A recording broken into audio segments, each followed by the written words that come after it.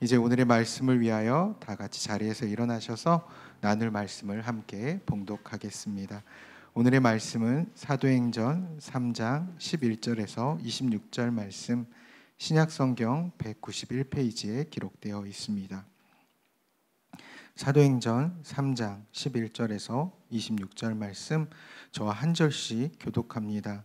나은 사람이 베드로와 요한을 붙잡으니 모든 백성이 크게 놀라며 달려나아가 솔로몬의 행각이라 불리우는 행각에 모이거늘 베드로가 이것을 보고 백성에게 말하되 이스라엘 사람들아, 이 일을 왜 놀랍게 여기느냐? 우리 개인의 권능과 경건으로 이 사람을 걷게 한 것처럼 왜 우리를 주목하느냐? 아브라함과 이삭과 야곱의 하나님 곧 우리 조상의 하나님이 그의 종 예수를 영화롭게 하셨느니라. 너희가 그를 넘겨주고 빌라도가 놓아주기를 결의한 것을 너희가 그 앞에서 거부하였으니 너희가 거룩하고 의로운 일을 거부하고 도리어 살인한 사람 놓아주기를 구하여 생명의 주를 죽였도다. 그러나 하나님이 죽은 자 가운데서 그를 살리셨으니 우리가 이 일의 증인이라. 그 이름을 믿음으로 그 이름이 너희가 보고 아는 그 사람을 성하게 하였나니 예수로 말미암아 난 믿음이 너희 모든 사람 앞에서 이같이 행하여 형제들아, 너희가 알지 못하여서 그리하였으며 너희 관리들도 그리한 줄 아노라. 그러나 하나님이 모든 선지자의 입을 통하여 자기의 그리스도께서 고난 받으실 일을 미리 알게 하신 것을 이와 같이 이루셨느니라. 그러므로 너희가 회개하고 돌이켜 너희 죄 없이 함을 받으라. 이같이 하면 새롭게 되는 날이 주 앞으로부터 이를 것이요 또 주께서 너희를 위하여 예정하신 그리스도 곧 예수를 보내시리니 하나님이 영원 전부터 거룩한 선지자들의 입을 통하여 말씀하신 바 만물을 회복시킬 때까지는 하늘이 마땅히 그를 받아두리라. 모세가 말하되 주 하나님 너희를 위하여 너희 형제 가운데서 나 같은 선지자 하나를 세울 것이니 너희가 무엇이든지 그의 모든 말을 들을 것이라. 누구든지 그 선지자의 말을 듣지 아니하는 자는 백성 중에서 멸망받으리라 하였고, 또한 사무엘이 모든 선지자들로 이 때를 가리켜 말하였느니라. 너희는 선지자들의 자손이요 또 하나님이 너희 조상과 더불어 세우신 언약의 자손이라. 아브라함에게 이르시기를 땅 위의 모든 족속이 너의 씨로 말미암아 복을 받으리라 하셨으니 하나님이 그 종을 세워 복 주시려고 너희에게 먼저 보내사 너희로 하여금 돌이켜 각각 그 악함을 버리게 하셨느니라. 아멘. 모두 자리에 앉으시겠습니다. 기도하고 말씀 전하겠습니다. 하나님, 오늘 우리에게 가장 필요한 말씀 주님께서 주실 줄 믿습니다. 성령이여 우리를 깨워주시고 말씀 속에서 우리가 이 말씀처럼 새롭게 되는 날을 경험할 수 있도록 은혜 베풀어 주시옵소서. 예수 그리스도 이름으로 기도합니다. 아멘. 지난주에 우리 사도행전 말씀 보셨지만 40년 동안 안진뱅이였던 그 안진뱅이가 나사렛 예수 이름의 권세 아래서 치유를 받게 됩니다. 그러면서 내게 은과 금은 없지만 내가 예수 그리스도 이름으로 명하노니 일어나 걸으라 말하는 베드로의 그 외침에, 그리고 그 손을 잡고 이 한 번도 서보지 못했던 안진뱅이가 치유를 받아 걷기도 하고 뛰기도 하면서 성전으로 들어갑니다. 평생 안진뱅이라는 이유로 성전을 한 번도, 왜냐하면 성전은 다리 저는 자들이 들어갈 수가 없었습니다. 그래서 그런 이유로 한 번도 가보지 못한 성전에 들어가게 되는 겁니다. 특별히 고침을 받고는 성전에 들어간 이유가 오늘 말씀을 보면 알 수 있는데요. 오늘 본문의 시작절인 11절을 함께 한 목소리로 읽어보겠습니다. 함께 읽겠습니다. 시작. 나은 사람이 베드로와 요한을 붙잡으니 모든 백성이 크게 놀라며 달려나아가 솔로몬의 행각이라 불리우는 행각에 모이거늘 베드로와 요한이요, 보통은 이렇게 낫게 해주면 막 감사하고 막 감동해가지고, 아니 왜냐면 40년 동안 한 번도 걷지 못했던 나를 고쳐줬잖아요, 베드로와 요한이. 그러면 뭐 이 사람이 얼마나 기뻐서 감사하겠고 또 그 일들 속에서 얼마나 난리가 났겠습니까? 그런데 참 은인 것 같은 그 베드로와 요한이 그거를 치유를 일으키고 난 다음에 쏜살같이 사라져 버린 겁니다. 그래서 사람들과 함께, 그 자리에 있던 사람들과 함께 놀란 이 안진뱅이와 그 광경을 봤던 사람들이 베드로와 요한을 정신없이 쫓아간 거예요. 그리고는 고침받은 사람이 베드로와 요한을 붙잡은 거예요. 막 이게 붙잡을 겨를도 없이 막 가니까 그 베드로와 요한을 붙잡기 위해서 갔는데, 어디에서 붙잡을 수 있었냐면 당시 성전에서 솔로몬 행각이라고 불리는 장소에서 붙잡은 겁니다. 자, 솔로몬 행각 사진을 좀 볼게요. 이게 잘 보이실지 모르겠는데 이게 이제 성전, 다시 지은 성전이고요. 이 부분이, 여기가 이제 북쪽이고 여기가 남쪽이고 여기가 동편인데, 성전의 동편에 이 부분을 행각이라고 합니다. 그래서 기둥이 있고, 저 그 다음 장 보여주시면 이런 식이에요. 아마 고대 영화, 뭐 로마 영화 뭐 이런 거 보면 이런 장면이 많이 나올 텐데, 여기에 기둥만 있고 벽은 없어서 시원해요. 그래서 굉장히 더운 이 예루살렘 기후에도 이 행각은 시원해가지고 굉장히 넓은 복도가 여기에 마련되어 있습니다. 그래서 이 행각에서 어떤 일이 있었냐면, 제사를 지내면 사람들이 그 행각에서 제사 지내는 광경을 목격합니다. 구경을 할 수 있었어요. 그리고 거기서 사람들이 낮에 너무 더우니까 그 행각은 정말 시원했다고 그래요. 그래서 그 행각에서 같이 모임을 가지거나 토론을 많이 했습니다. 그래서 사람들이 항상 북적이는 곳이 어디였냐면 솔로몬 행각이었어요. 요한복음 10장에서도 보면 예수님도 이곳에서 말씀을 가르치셨습니다. 그리고 당시 초대교회 교인들이 워낙 많은 수로 성장했잖아요. 그러니까 사람들이 모일 장소가 없었던 거예요. 그래서 이곳을, 이 행각을 기도 모임 장소로 사용한 것을 우리는 보게 됩니다. 그리고 앞으로도 보게 될 거예요. 그래서 베드로와 요한이 이 솔로몬 행각에 도착하자 걸음을 멈추었을 거예요. 왜냐하면 기도 모임이 있었던 것 같아요. 고침을 받은 사람이 그제서야 베드로와 요한을 붙잡게 된 겁니다. 아마 감사하기 위함이겠죠. 자기를 고쳐줬으니까. 그리고 이 상황을 지켜보고 쫓아온 많은 사람들이 솔로몬 행각에 함께 모이게 된 겁니다.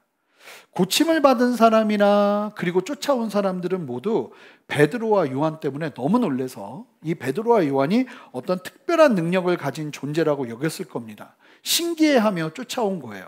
그러자 베드로가 말하는데 12절 말씀을 좀 깊이 살펴볼 겁니다.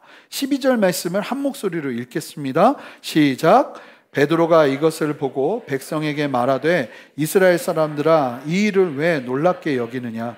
우리 개인의 권능과 경건으로 이 사람을 걷게 한 것처럼 왜 우리를 주목하느냐? 이 사람이 쫓아와서 이제 막 베드로와 요한에게 막 감사하려고 하고, 사람들이 막 너무 신기해하면서 베드로와 요한을 바라보니까 베드로가 이 상황을 바라보면서 오히려 이상하게 여기면서 두 가지 질문을 합니다.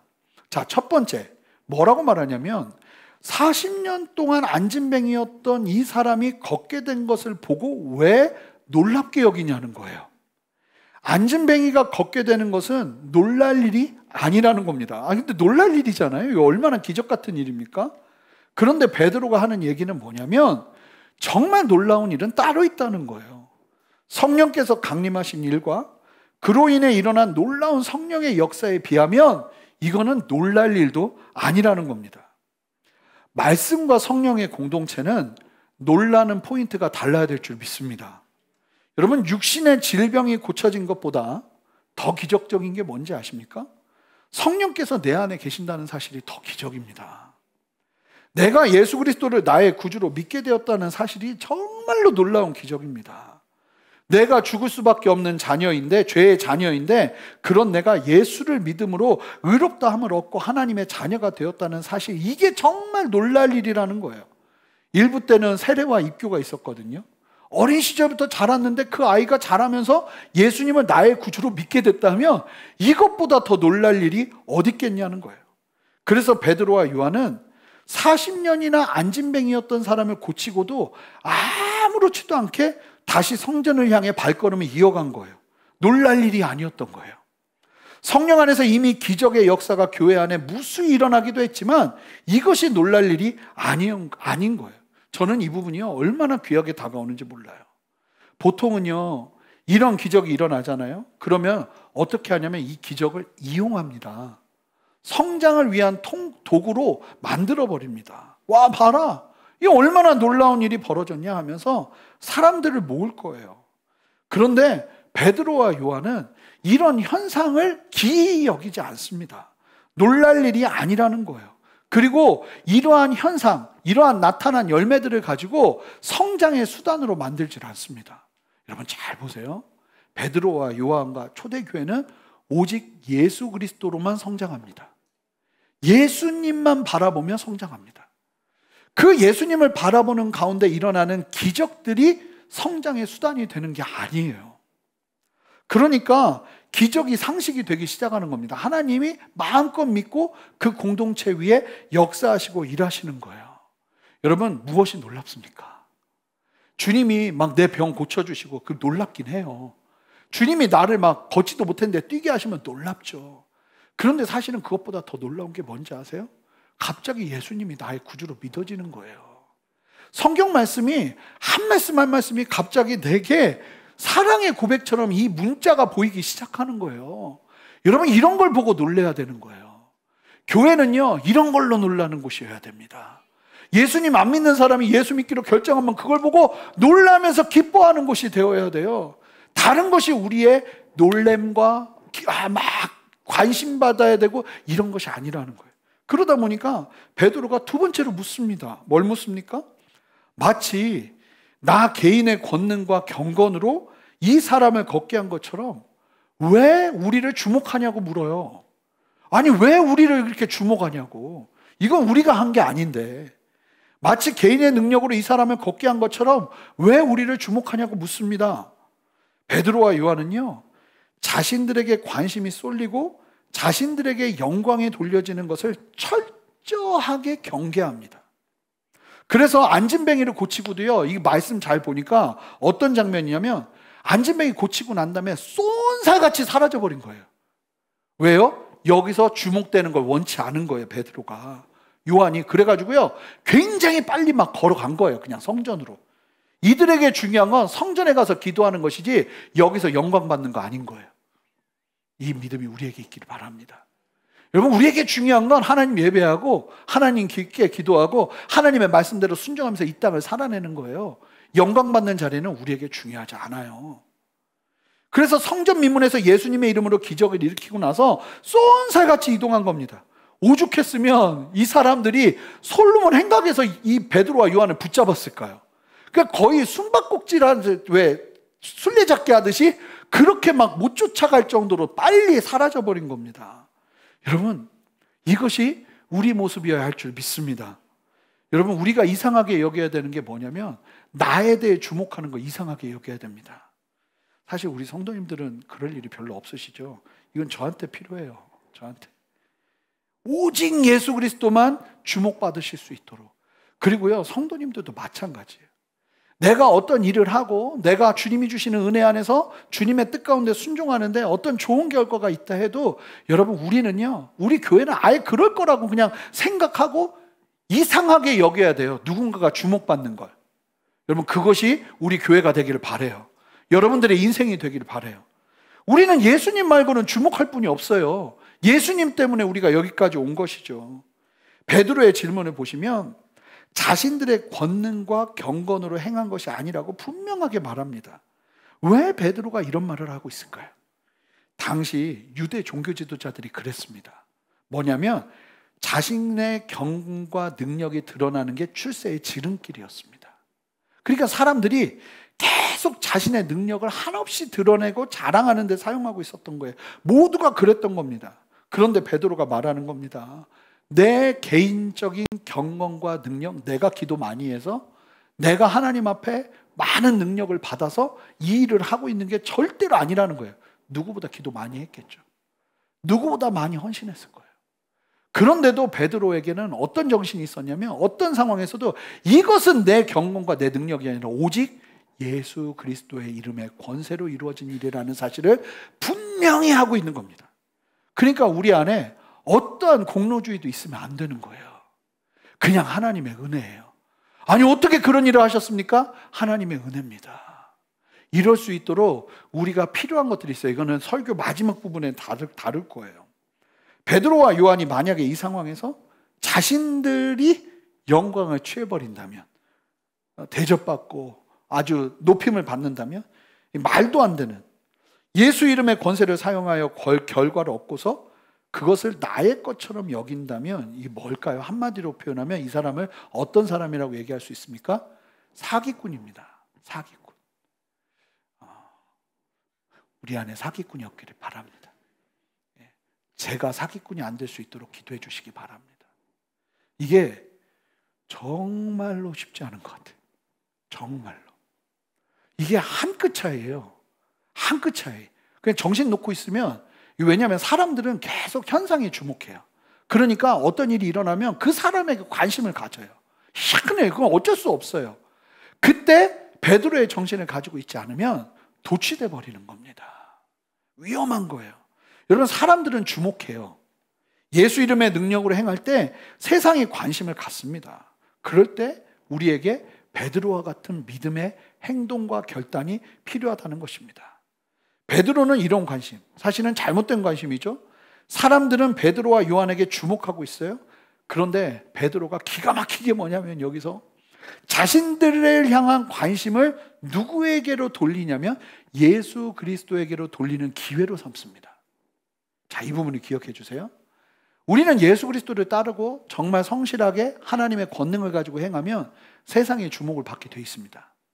그런데 놀라운 사실은 베드로가 그 주목을 예수 그리스도를 증거하는 통로로 만들어 버렸다는 겁니다. 그리고 이 앞에 있는 회중들에게 베드로가 설교를 하기 시작합니다. 13절부터가 그 내용을 담고 있는데요, 그 설교 내용을 조금 살펴볼게요. 바로 이 말씀을 듣는 유대인들을 향해 베드로의 지적을 보시면, 자, 14절, 15절 뭐라고 말하냐면 함께 읽어보겠습니다. 읽습니다. 시작.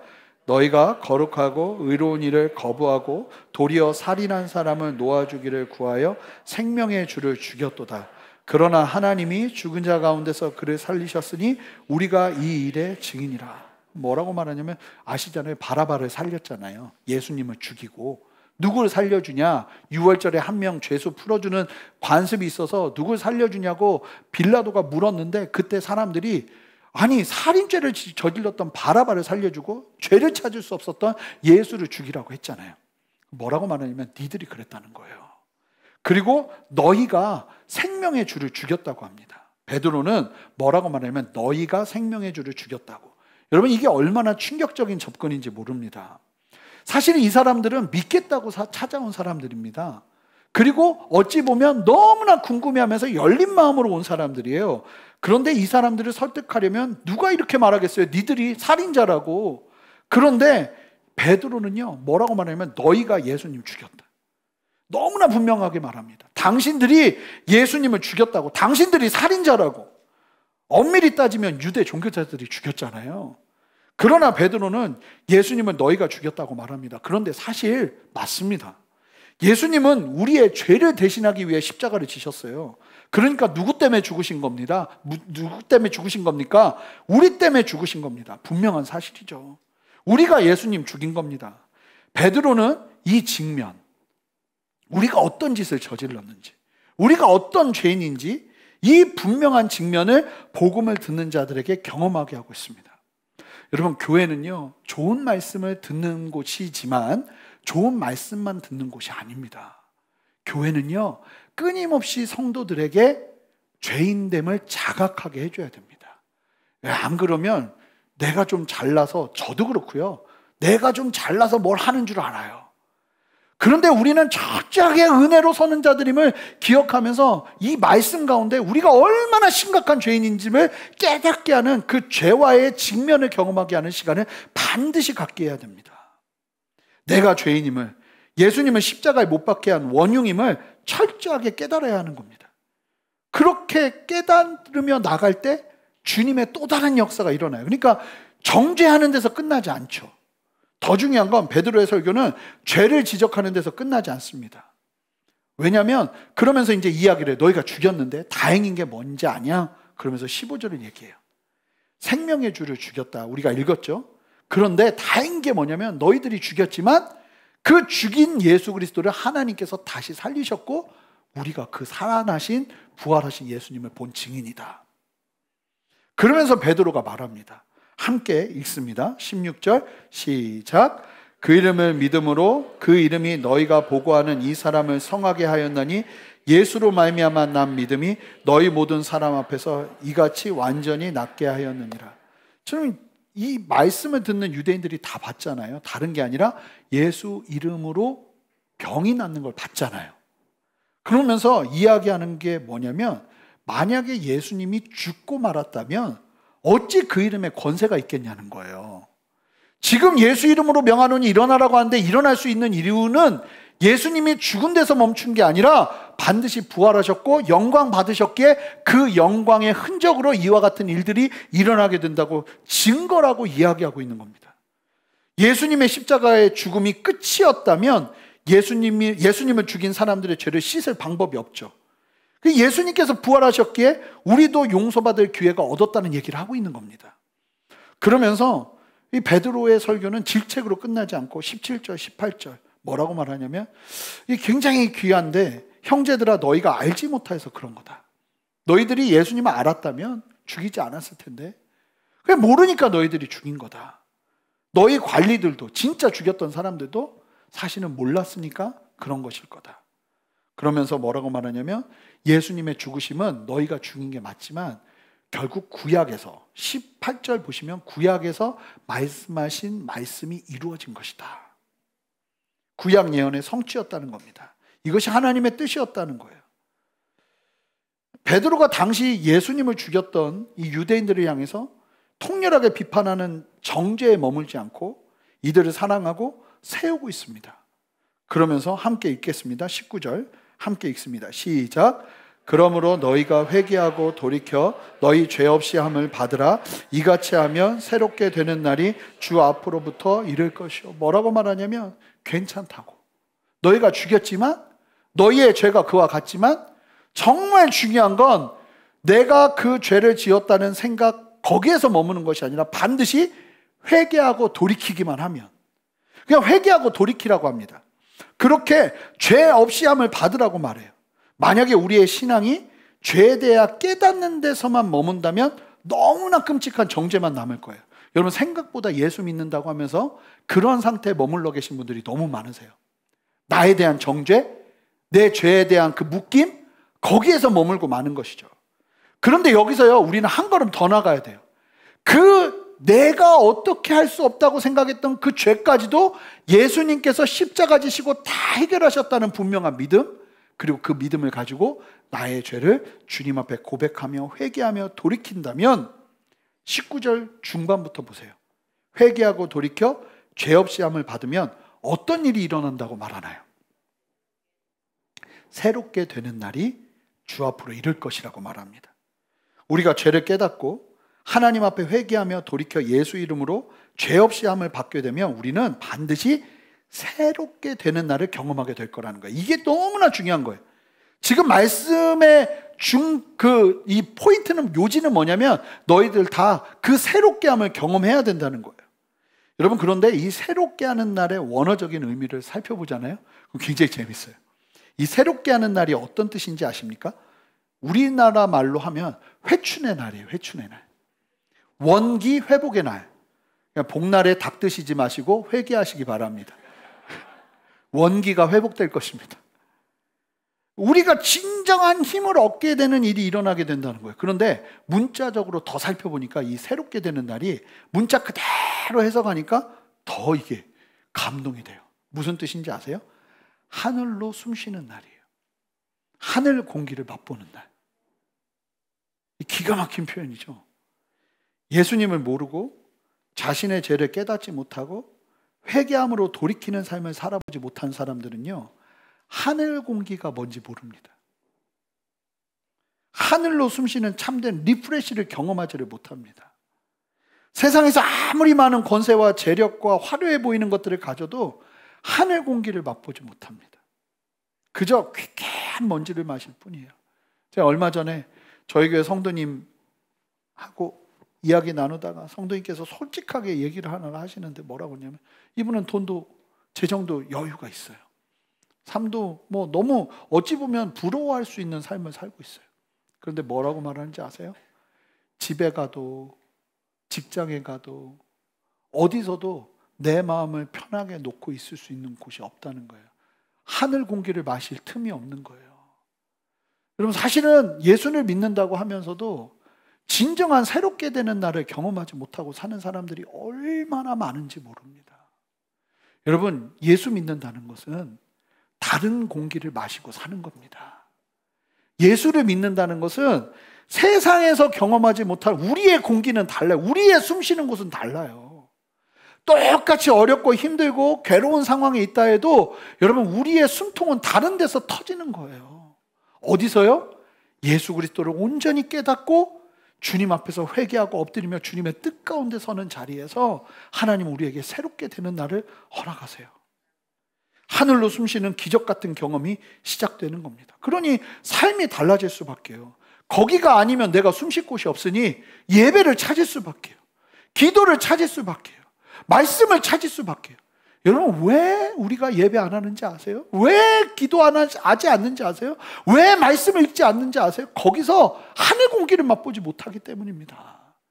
여러분, 거기에서만 맛볼 수 있는 하늘 공기가 있으면요, 시간을 내서라도 그거 찾습니다. 시간을 내서라도 내가 그 시간을 확보합니다. 왜냐하면 그거 외에는 내가 숨 쉴 틈이 없기 때문에. 예수 그리스도를 믿고 있는 우리 모두가 이 새롭게 되는 날을 경험하시기를 주님의 이름으로 축복합니다. 내 하나님 앞에서 그 숨을 쉬기 시작하는 거예요. 저도 사실은 예수님을 믿고 여기까지 온 데에는 다른 데 있지 않아요.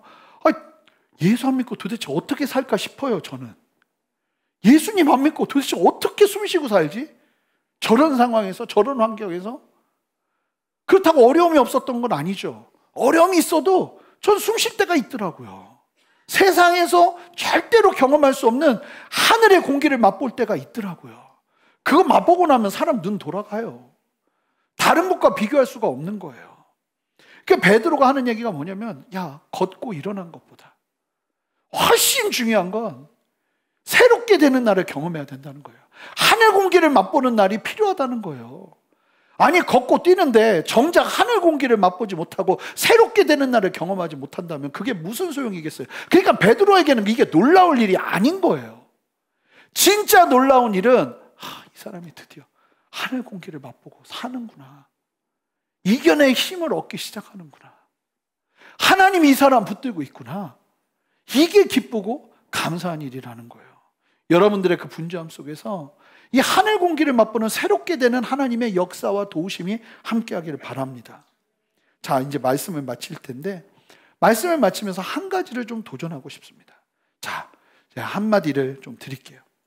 저는 여러분 모두가 세상에서 무엇을 하든지 월등 이런 게 아니라, 세상에서 무엇을 하든지 무조건 리더가 되라 이게 아니라, 여러분 그 자리에서 관심받고 주목받는 은혜가 있기를 바랍니다. 아니, 조금 전까지 오직 예수님만 주목받게 해야 된다고 하고는 이게 무슨 소린가 싶으실 거예요. 그런데 분명한 사실이 뭐냐면요, 우리가 나의 힘과 나의 노력만으로 나가는 것이 아니라 내가 예수 그리스도의 이름의 권세를 사용하며 나가게 되면요, 우리의 걸음은 시너지가 옵니다. 그러니까 내가 노력하는 것 말고도 하나님께서 부어주시는 은혜가 함께하기 때문에 우리의 싸움은 세상 사람들과 달라요. 우리는 주목받을 수밖에 없어요. 정상적으로라면. 할렐루야. 주목받을 수밖에 없어요. 근데 그 주목이 필요하다는 거예요. 베드로가 그냥 자기의 능력으로 살았다면, 아니 그냥 도망치는데 이렇게 많은 사람들이 베드로를 쫓아왔겠어요? 베드로는 공부를 한 사람이 아니잖아요. 어부예요.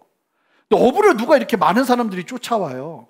근데 베드로가 예수 그리스도의 이름의 권세를 가지고 행동했기 때문에 많은 사람들이 주목하기 시작하고, 많은 사람들이 베드로를 만나고 싶어서 솔로몬 행각까지 쫓아온 겁니다. 그러니까 만약에 베드로의 그 삶 속에서 예수 그리스도의 이름의 권능과 권세가 드러나지 않았다면 이런 일이 일어났겠어요? 이때 베드로가 자기에게 주목된 시선을 누구에게로 옮깁니까? 예수님께로 옮기는 거예요. 여러분, 이 은혜가 우리에게 필요하다는 거예요.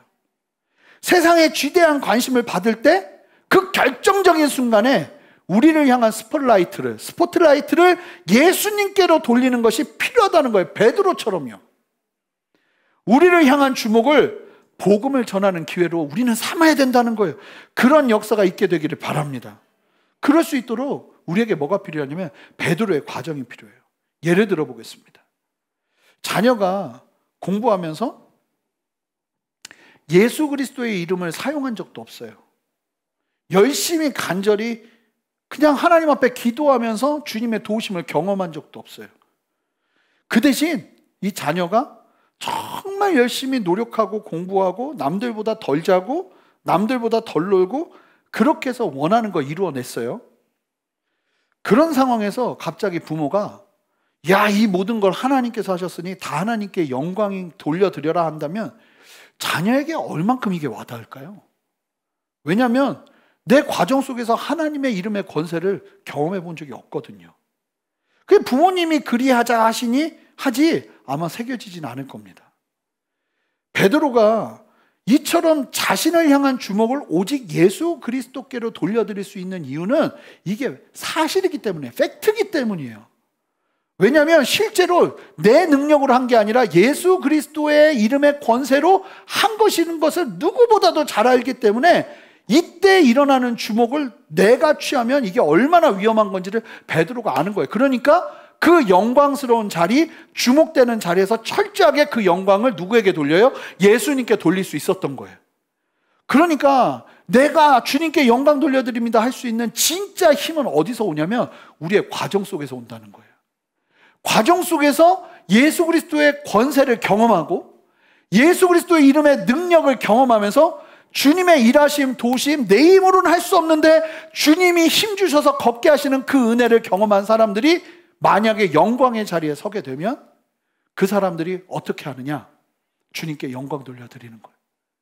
그런데 아시는 것처럼 고등학교 때 정말 하나님의 이름의 권세로 나가야 되는 그때 너는 좋은 대학 가야 되니 대학 가지 말고, 교회 가지 말고, 대학 가지 말고가 아니죠. 교회 가지 말고 예배 잠깐 쉬고 하나님의 그 이름과 하나님의 권세를 경험할 그 시간들을 다 박탈해버리고 정말 원하는 좋은 대학을 들어갔을 때 그 사람들이 그리고 더 충성스럽게 성장하면서 사회와 세상 속에서 영향력 있는 사람들로 자라갈 때 과연 그 자리에서 그 주목과 시선과 영광을 하나님께 돌리더냐 하는 거예요. 왜요? 그 과정 속에서 거짓말 못하거든요. 이건 내가 노력한 거죠. 우리의 삶은 그래서는 안 된다는 거예요.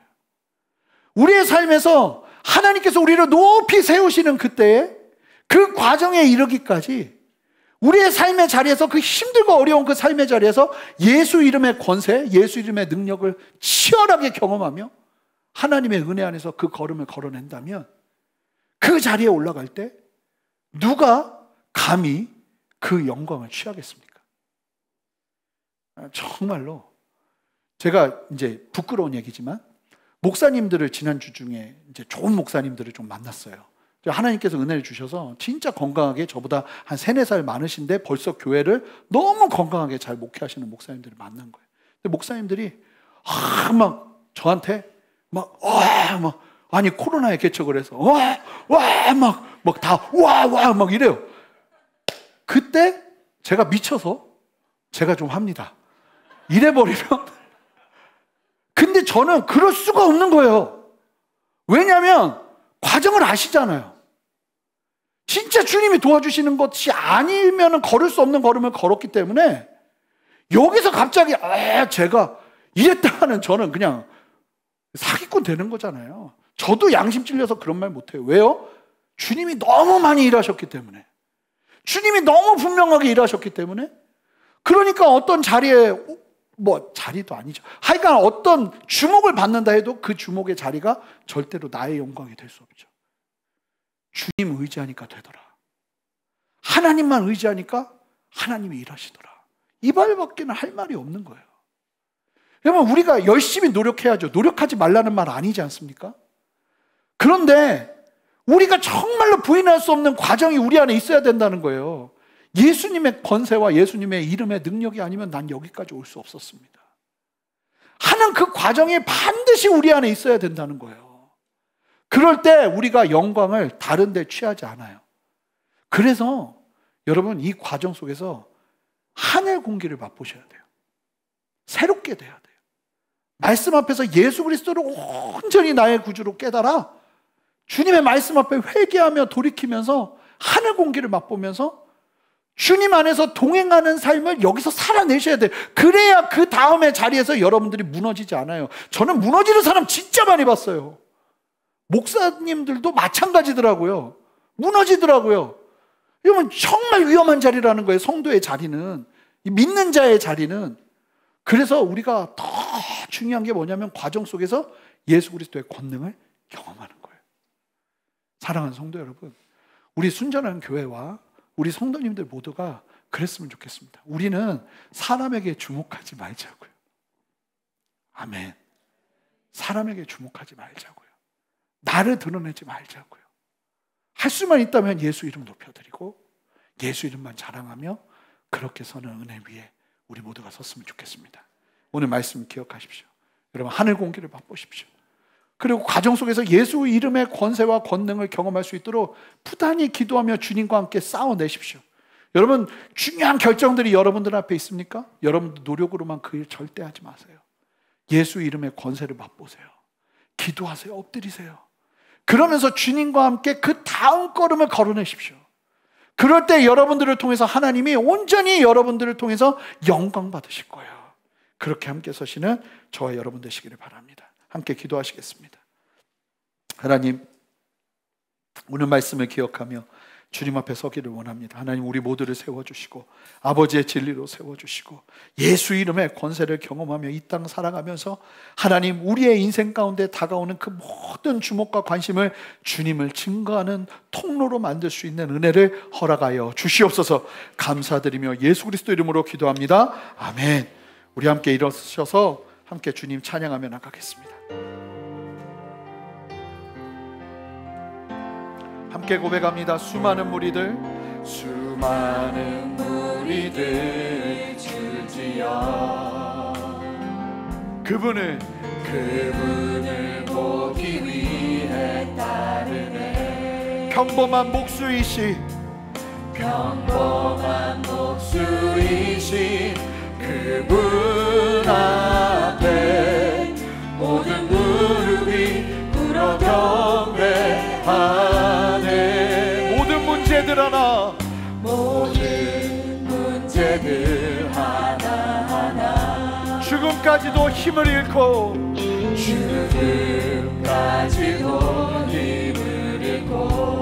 생명의 근원 되신 예수 이름 앞에 모든 권세들 굴복하네. 우리 함께 고백합시다. 예수 이름 높이세. 예수 이름 높이세. 능력의 그 이름 예수 이름 높이세. 구원의 그 이름 예수 이름을 부르는 자 예수 이름을 믿는 자 예수 이름 앞에 나오는 자 예수 이름 앞에 나오는 자 복이 있도다. 나의 계획이 실패하고 나의 소망이 끊어질 때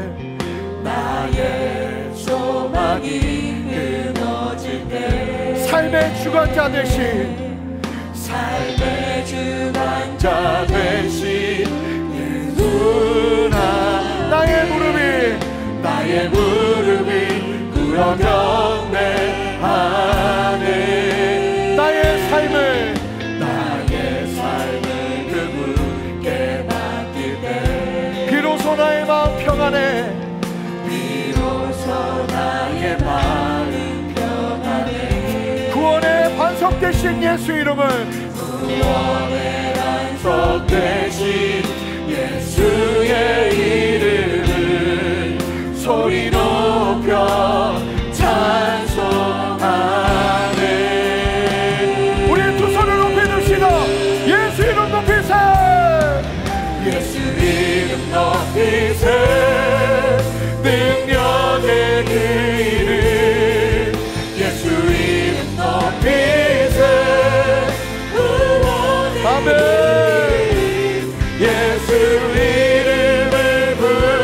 모르는 자 예수 이름을 믿는 자 예수 이름 앞에 예수 이름 앞에 나오는 자 복이 있도다. 우리 이 시간 기도할 텐데 다 눈을 감고요. 여러분 아시잖아요. 지금까지 정말 기도 없이 내 노력으로 내 의지로 살아오면서 주님께 영광 돌려 드리라니까 하지, 마음속으로는 이건 다 내가 한 것인데, 이것은 내가 이룬 것인데, 이렇게 살아왔던 우리의 삶에 여러분 이 변화가 필요합니다. 그 자리에 주님의 권능, 예수 이름의 권능이 함께하는, 주님과 함께 동행하며 기도하며 주님과 함께 만들어가는 그 참된 믿음의 걸음이 내 안에 있어지기를 원합니다. 더 이상 나의 노력으로만 살지 않겠습니다. 내 노력 위에 부어주시는 예수 이름의 권세를 함께 경험하며 주님과 함께 나아가기를 원하오니 하나님, 나의 삶을 새롭게 하여 주시옵소서. 나만 아둥바둥거리며 살았던 자리가 기도가 함께하는 자리, 예배가 함께하는 자리, 하나님을 의지하는 자리가 세워지기를 원하오니 주님 그렇게 나를 붙들어 주시옵소서. 내 삶을 새롭게 하여 주시옵소서. 함께 두 손을 들고 주님의 이름 한번 크게 부르며 간절히 기도합니다. 기도합니다. 주여, 주님 역사하시고 인도하여 주시옵소서. 하나님 우리를 세워주시옵소서. 한 사람한 삶의 자리, 그렇습니다. 나의 노력으로만 살아가는 것이 아니라, 나의 의지로만 살아가는 것이 아니라, 예수의 권세, 예수 이름의 권세를 의지하며 주님 앞에 설 수 있는 참된 은혜를 드리기를 원하오니 성령이여 그렇게 우리 안에 역사하여 주시옵소서. 성령이여 그렇게 우리와 함께하여 주시옵소서. 아버지만 바라보게 하시고 아버지만 의지할 수 있도록 주여 역사하시고 인도하시고 이끌어 주시옵소서. 새 일을 행하시는 주님의 이름으로 감사드립니다. 말씀하시고 역사하시는 주님의 이름으로 감사드립니다. 주여 이끌어 주셔서 하나님, 우리의 사랑이 나만을 위한 나의 노력으로만 걷는 걸음이 아니라 주님과 함께 예수 이름의 권세를 누리며 설 수 있는 은혜가 있어지기를 원하오니 주여 역사하여 주시옵소서. 함께하여 주시옵소서. 하나님 은혜를 베풀어 주시옵소서. 주님 앞에 엎드림으로 말미암아 주님과 동행함으로 말미암아 새롭게 되는 나를 맛보기를 원합니다. 새롭게 되는 은혜를 보기를 원합니다. 하늘의 길을 맛보는 은혜를 누리기를 원합니다. 주여 역사하여 주시옵소서. 아멘. 우리 두 번째로 기도할 때 여러분, 하늘 공기를 맛봐야 됩니다. 예수님을 정말로 붙잡으면서 이 땅 살아가면서 여러분, 세상 사람들은 누리지 못하는 그 하늘 공기, 새롭게 되는 의미, 은혜, 회춘하는 은혜, 하나님 앞에서 원기를 회복하는 은혜를 주님 안에서 누리셔야 돼요. 여러분, 다른 데서 누리는 게 아니에요. 우리가 함께 기도하며 나갈 때 하나님, 내 안에도 다시 한번 더 뚜렷하게 이 새롭게 되는 나를 경험하기를 원합니다. 하나님 앞에 엎드립니다. 하나님 의지합니다. 하나님 앞에 죄를 고백합니다. 주님, 나에게 호흡을 더하여 주시옵소서. 하늘 공기를 맛보게 하여 주시옵소서. 여러분 알잖아요. 그 공기가 너무나 필요해요. 그 하나님의 붙드심이 너무나 필요해요. 하나님의 신성케 하심이 너무나 필요해요. 그 참된 리프레시는 여행으로 되는 게 아니라, 다른 것으로 되는 게 아니라, 쉬는 것으로 되는 게 아니라 주님 안에서 되어지는 거예요. 이 시간 기도하며 나갈 때 하나님 앞에 다 같이 두 손을 듭시다.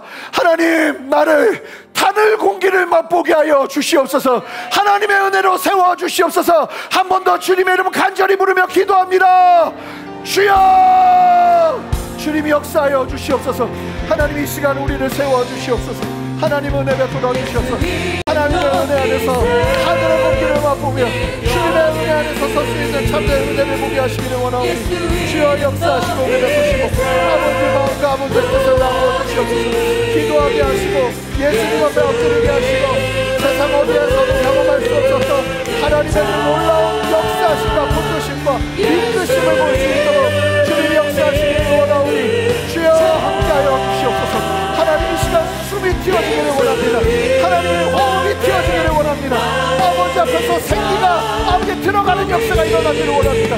성령의 역사하여 주시옵소서. 함께하여 주시옵소서. 더 기도합시다. 이 시간 더 간절히 기도하세요. 하나님, 내가 예수님 외에는 다른 어떤 것도 나의 호흡을 아버지 이어가게 할 수 없습니다. 하나님 역사하셔서 하늘 공기를 맛보게 하여 주시옵소서.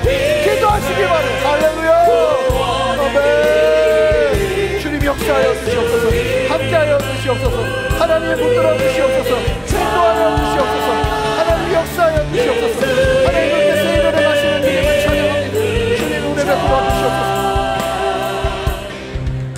우리가 마지막으로 기도할 때 하나님 내 인생뿐만 아니라 우리 교회가 함께 정말 이거는 뭐 의도를 가지고가 아니라 그냥 자동적으로 나올 수밖에 없는 하나님께 영광 돌려드리고 하나님의 이름 예수 그리스도의 이름만 높여드리고 주님을 향한 주목으로 바꿀 수 있는 그 믿음의 결단과 믿음의 삶이 우리 안에 있어지기를 원하오니 하나님만 영광받아 주시옵소서.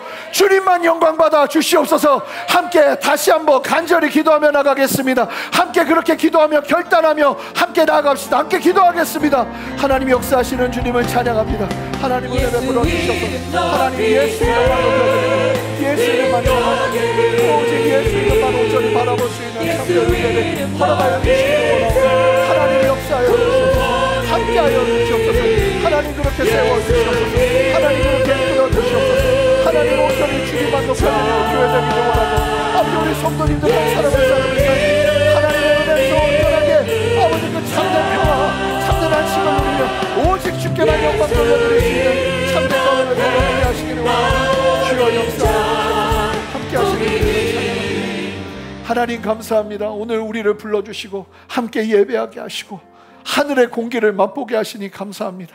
하나님 우리 성도님들 한 분 한 분 주님 붙들어 주셔서 새롭게 되는 은혜 없이 새롭게 되는 주님의 역사 없이 예수 그리스도 앞에 철저하게 엎드려 하나님 예수 이름의 권세를 경험하는 그 은혜 없이 아버지 우리가 설 수 없음을 다시 한번 기억하게 하셔서 그 은혜를 경험하며 함께 우뚝 설 수 있는 은혜 허락하여 주시옵소서. 주목의 자리에서 온전히 예수께만 영광 돌려드릴 수 있는 참된 믿음의 시선이 우리 안에 있을 수 있도록 과정의 모든 상황들 가운데도 역사하시고 함께하여 주시옵소서.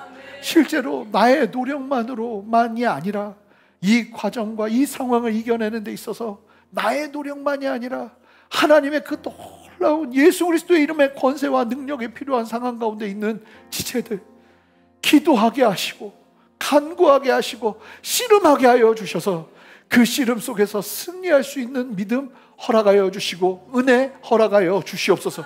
그래서 우리가 나된 것은 오로지 주의 은혜라는 그 믿음의 고백이 우리 안에 설 수 있도록 역사하시고 하나님 그 과정 속에서 주님의 살아계심을 경험하며 아버지 하나님 우리의 주목을 주님께 올려드릴 수 있는 그 믿음 우리 모두에게 허락하여 주시옵소서.